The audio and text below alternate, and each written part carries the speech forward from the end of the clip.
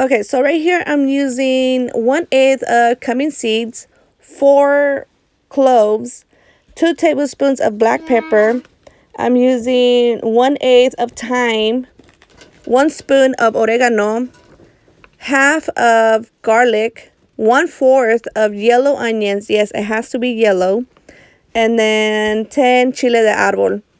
I'm also using 8 chile California, 8 chile guajillo, 1 can of beer.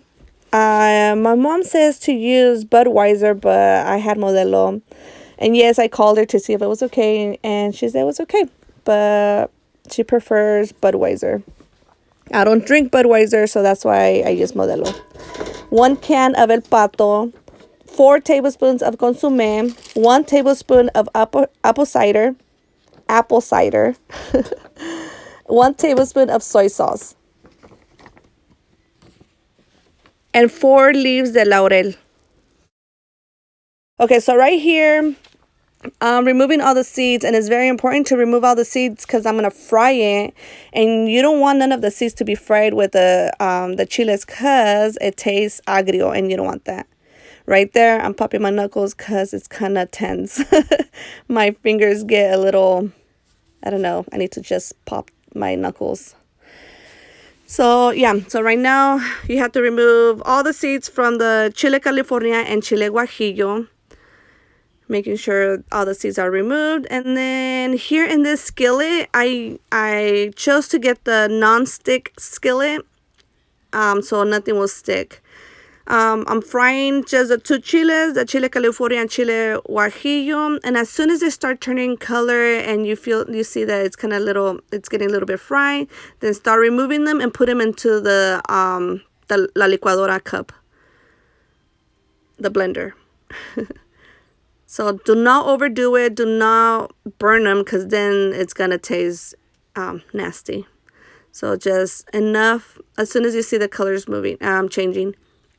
So here I'm just frying the garlic and the onions, and I forgot to separate the onions. So yep, you're witnessing me separating the onions straight from the fryer.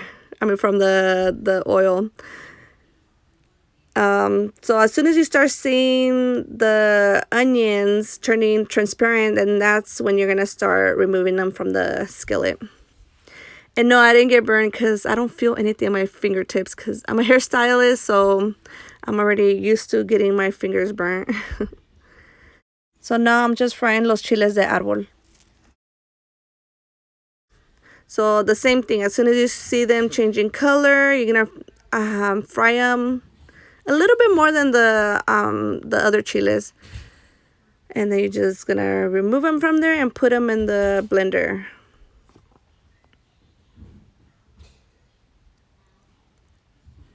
And then now frying the seasonings. Just a little bit, couple of seconds is enough. Do not burn them. Now this is very important. Do not burn none of these. You're just gonna fry them probably 30 to 40 seconds, and that's it. Remove them and put them in the blender. The reason why I fried everything differently, I mean separate, is because everything cooks different. Like obviously these, it was a couple of seconds, and then the other chiles, it took a little bit longer. And everything, you just have to do them separate so you won't burn them. And then here I'm just pouring everything into the blender. And now here I have 6 chunks, chamorros. I love to put more of the chamorros because the meat on the chamorros are more tender.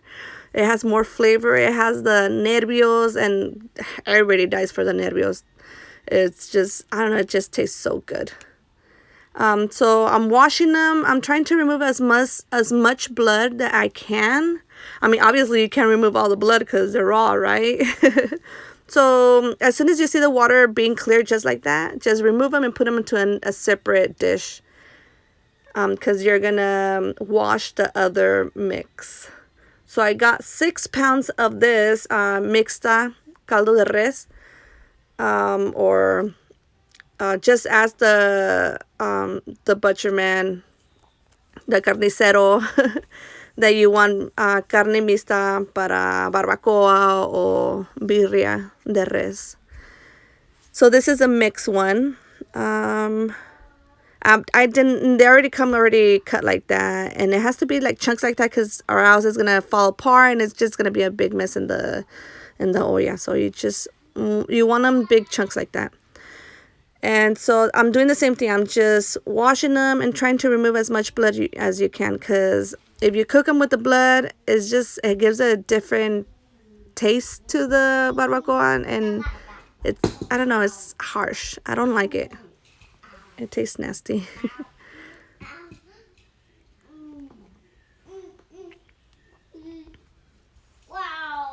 That's my baby. So here I couldn't find the can opener, so making holes on top of the can.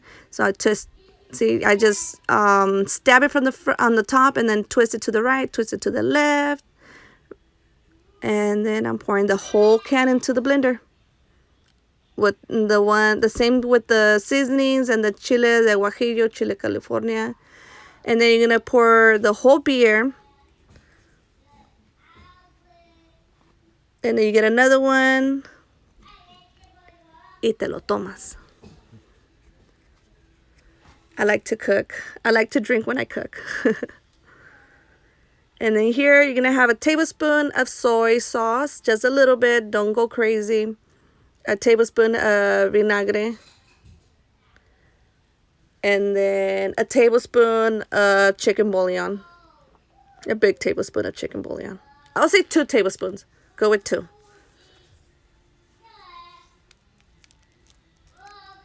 And then I put more water into the can, and I pour the water in there, and then just blend it. Salucita.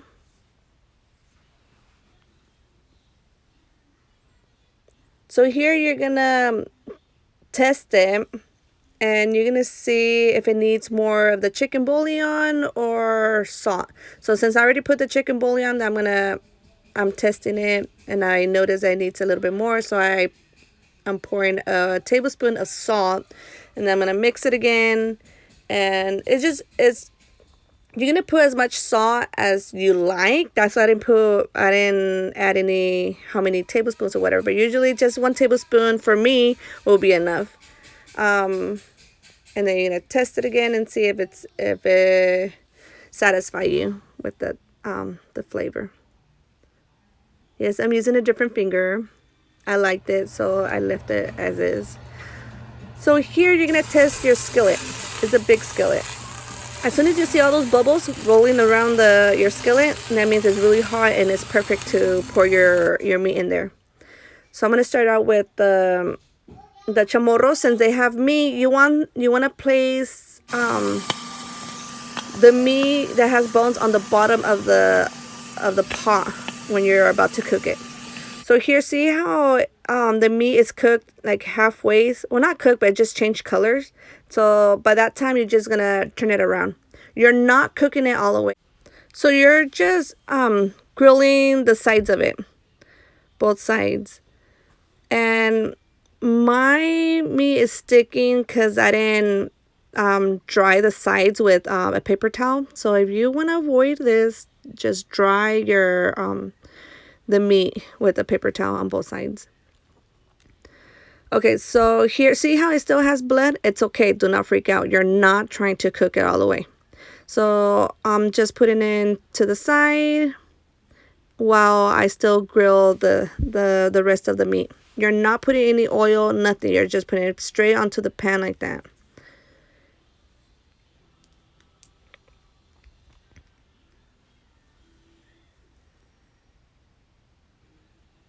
So I'm just checking. I want it to be a little bit more brown.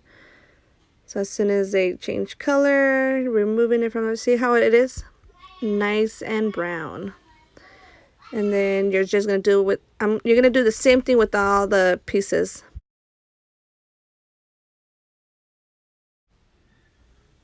Okay, so right here, this is what I meant by putting the ones with the bone on the bottom of the pot. So I'm just dipping into the salsa that we just made, and I'm placing it on the bottom of the pot. So you're going to do that with all the ones that has bones.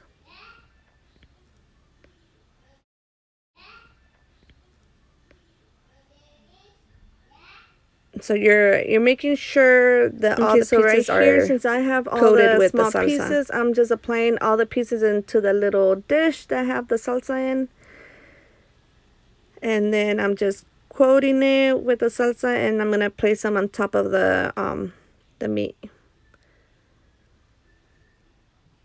Just like that.